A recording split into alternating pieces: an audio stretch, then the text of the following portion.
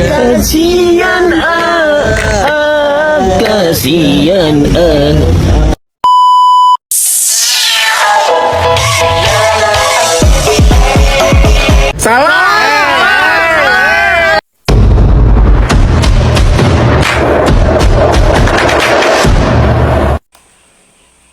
Assalamualaikum warahmatullahi wabarakatuh. Hello everyone, let me introduce myself. My name is Adlaif Ibrahimi. You can call me Aif. I am from Kalibaru, Banyuwangi. I am a student at the Ibrahimi Islamic Institute. I majored in Madrasah Ibtidaiyah Teacher Education. In this video, I will tell you about Malin Kundang, the story of a child who disobeys his mother. Without wasting time, let's get straight to the story.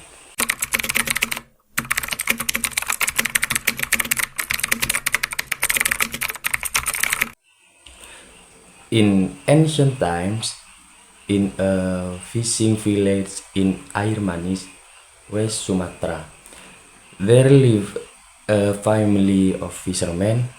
Due to the family's financial needs, the father finally decided to migrate across the ocean. However, the father never returned to the village and left his wife, Mande Rubaya. The wife then raised their child, Malin, alone. By his mother, Malin was often invited, taken everywhere. Therefore, the child got a new nickname, Malin Kundang. Malin grew up as a smart child but a little naughty. Malin often chased chickens and hit them with a broom. One day, when Malin was chasing chickens, Malin fell and hit his hand on a rock. The wound left a scar on his arm.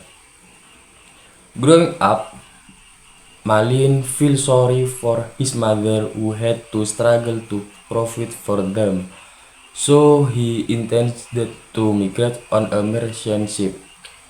When he told him about his intentions, his mother did not allow Malin to leave.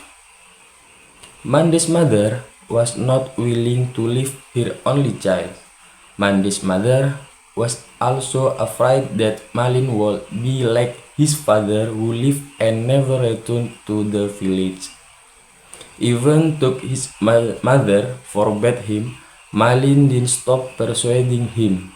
Seeing Malin's persistence, Mrs. Mande allowed him to go, although with a heavy heart. After assuring his mother that he would be fine, Malin said goodbye and left Miss Manda alone in the village. While sailing abroad, a bad incident happened to the ship Malin was on, causing him to be stranded on a beach. The villager on the beach welcomed and helped Malin to live and work there. Malin worked very diligently to cultivate the village's fertile land and became increasingly successful. Malin has 100 workers and a number of his own merchant ships. After successful becoming rich, Malin married the daughter of a rice merchant.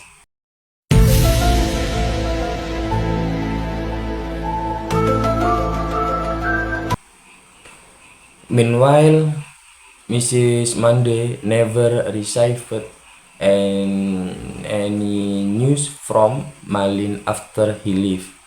For years, Mrs. Manda could only stare at the sea while praying that her child would be safe and sent new, or even return to the village. Every time a light ship docks in the village, Mandy's mother always asks the captain and crew about her son. However, no one ever brought news or message from Malin. One day, Malin, his wife, and several crew members went sailing on a large ship. After sailing for a while, the ship anchored on a island. Without realizing it, turned out that it was Malin's hometown.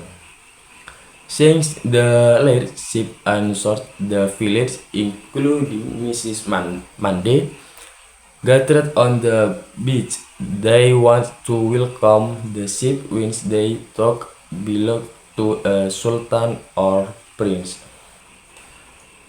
From a distance, a pair of young men and women were seen standing and wearing luxurious clothes. Mandy's mother saw and realized that the young man was Malin. As soon as the ship docked and the two young men got off the ship, Mrs. Mandy ran to her son. Up close, Mrs. Mandy saw the scar on the young man's arm and became increasingly convinced that the young man was Malin. He then hugged Malin, calling his name and asking how he was. However, Malin's wife, who was standing near Malin, was surprised to see an old woman dressed in rags hugging her husband while claiming to be his mother. Understandably, all this time Malin admitted that his parents were nobles and had died. Malin's wife also asked Malin about who the woman really was. Because he was embarrassed by his wife, Malin pushed his mother and said rude things to Mrs. Monday. أستغفر الله العظيم أستغفر الله أستغفر الله. Malin did not recognize her as his mother and said that his mother was not like Mrs. Monday, who was dirty and poor. Stupid bitch. After that, Malin ordered his wife and men to rush back to the ship to sail. Mrs. Monday, who was old, lay on the sand, crying and was so hurt that she fainted. After finally waking up, Mrs. Monday lived alone on the beach, and the villagers who had been busy had left her. Mrs. Monday also saw that Malin and his wife ship had sailed far from the coast. While crying, Ibu Monday knelt down and raised her hand to pray to God. Mrs. Monday prayed that if the young man was not Malin Kundang, Mrs. Monday would forgive his action. However, if the young man was really Malin Kundang, then Mrs. Monday cursed him to become a stone. After Mrs. Monday prayed, the sky, which had been black, suddenly turned dark. Heavy rain and storms appeared. Malin's ship, which was sailing, was shattered into pieces by lightning.